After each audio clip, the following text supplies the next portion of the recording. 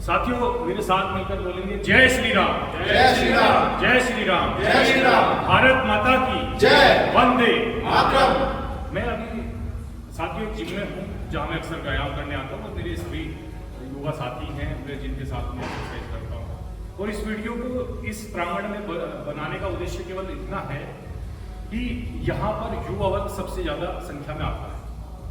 और इस वीडियो को बनाने का दूसरा उद्देश्य ये है कि आप सभी को पता है कि पूरे एक माह के लगभग एक महीने के लगभग हमारे राष्ट्रीय स्वयंसेवक संघ जो हिंदुत्व की सबसे बड़ी देश की सबसे बड़ी संस्था है, जो इस देश को संस्कृति, सभ्यता और संस्कारों को सींचने का कार्य कर रही है और लगातार उसकी सुरक्षा के लिए और उसके प्रचार के लिए प्रतिबद्ध है।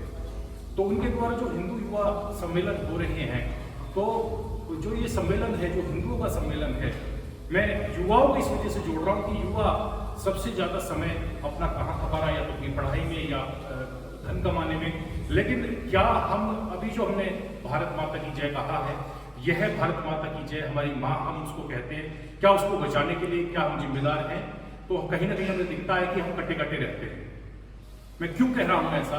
आप देखते होंगे कि जब भी किसी कार्यक्रम को हम जाते हैं और उस कार्यक्रम में सबसे ज़्यादा इस प्रकार के आयोजन को लेकर मैं बात कर रहा हूँ, इसमें हमारी सहभागिता सबसे कम दिखाई देती है। कहते हैं कि हमारी कोई आवश्यकता नहीं है, देश की राजनीति करने वाले लोग या देश के जो धर्माचार्य हैं वो हमारी सुरक्षा करेंगे। ऐसे बड़े बहुत सारे उदाहरण हैं कि भारत जब भी गुलाम हुआ है और सबसे बड़ी उसका एक ही कारण रहा है कि हम बटे हैं, फिर घटे हैं और फिर कटे हैं। लेकिन यही सी भावना के साथ में कि ना हम जातियों में बटे। मैं भाई साहब से पूछूंगा, आप बताएं तो आपका नाम क्या है? पूरा नाम क्या है? आप क्या है?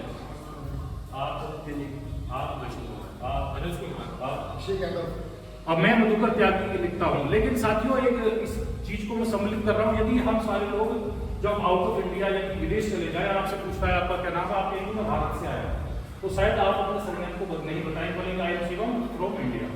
तो जब आप अपना परिचय भारत से बाहर जाकर विदेश धरती पर देते हैं, तो भारत के अंदर रहकर जिस भारत माता आपको अन्न दे रही है खाने के लिए, आपको पानी हवा दे रही है जीवित रहने के लिए, आश्रय दे रही है आपको, तो उसकी सुरक्षा करने की जिम्मेदारी हम लोगों की बन जाती है।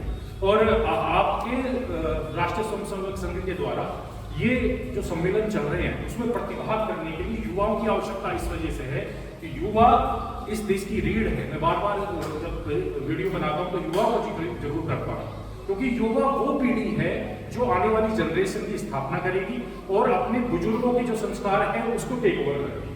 तो हम परंपराओं को आगे बढ़ाने का कार्य करते हैं, तो युवा सशक्त होगा तो ये देश सशक्त होगा।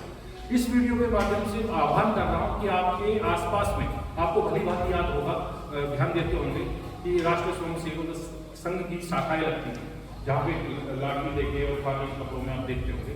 तो वहां से आप पता कर सकते हैं, स्वयं इस आपको पता करना होगा, आपको जिम्मेदारी उठानी होगी कि हमारे यहाँ हिंदू सम्मेलन का और इस हिंदू सम्मेलन को करने की आवश्यकता इसी कारण है। आप देख सकते हैं कि आप एक ही पड़ोसी देश बता दें जहां आपको शरण मिल सकता है। नेपाल नहीं, वो खुद ही अपने आप में इस प्रकार से राजनीति की बलि चढ़ रहा है। बांग्लादेश का देखिए, बांग्लादेश की जो प्रधानमंत्री खुद आके भारत में शरण ले रहे हैं, जी श्रीलंका के आपने हाल देखें, और एक देश जहाँ पे तेल उत्पादन वाला वेनेजुला, वहाँ के राष्ट्रपति को किस तरीके से किडनैप कर लिया गया। जब इतने बड़े पद पर रहने वाले लोग भी सुरक्षित नहीं हैं, तो आप क्या मानते हैं कि आप सुरक्षित रह सकते हैं? कतई नहीं रह सकते। अपनी सुरक्षा अपने हाथ होगी। आप अपनी डिफेंस की यदि हम लगभग बात करें तो 50 लाख के आसपास हमारे पास में सुरक्षा एजेंसियों की तादाद है। यदि उसको हम अपनी जनसंख्या पर उसको डिवाइड करें तो हर व्यक्ति के पीछे एक सुरक्षा कर्मी नहीं कर सकते। तो अपने घर की रक्षा इस प्रकार से हम करते हैं। एक छोटा सा उदाहरण और दे देता हूँ। पहले सब लोग ग्रामीण प्रदेश से होंगे, तो गांव में क्या होता था, जब चोर आ जाते थे तो पहरा लगाते थे कि आज शिवम लगाएगा, आज ऐसा लगाएंगे, तो उस गांव की सुरक्षा की जिम्मेदारी किसी एक की नहीं होता, पूरे गांव की होती। इसी प्रकार से इस भारत भूमि की सुरक्षा की जिम्मेदारी हम युवाओं की है, और युवा बढ़ेंगे तो सशक्त होगा। और मैं हमेशा यही कहता हूं कि तुम्हें तो चलना चाहिए, तुम्हें तो चलना चाहिए, तुम युवा हो हिंद के, जब चलो तो ऐसा असर डालना चाहिए, इस जमीन को हिलना चाहिए, इस आसमां को आपके कद से जलना चाहिए।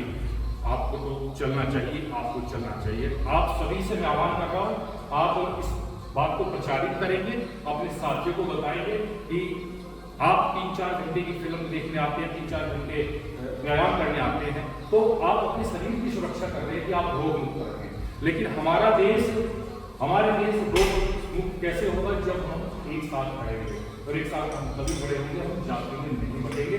आगे से जब भी कोई बात होगी, किसी प्रकार का प्रकरण होगा, आप जब भी अपना परिचय देंगे तो आप सत्य का परिचय दीजिए, ना कि आप ज्यादा कहिए, ना कि आप गुजर कहिए, ना कि आप नेगी कहिए, ना कि आप क्या ही कहिए।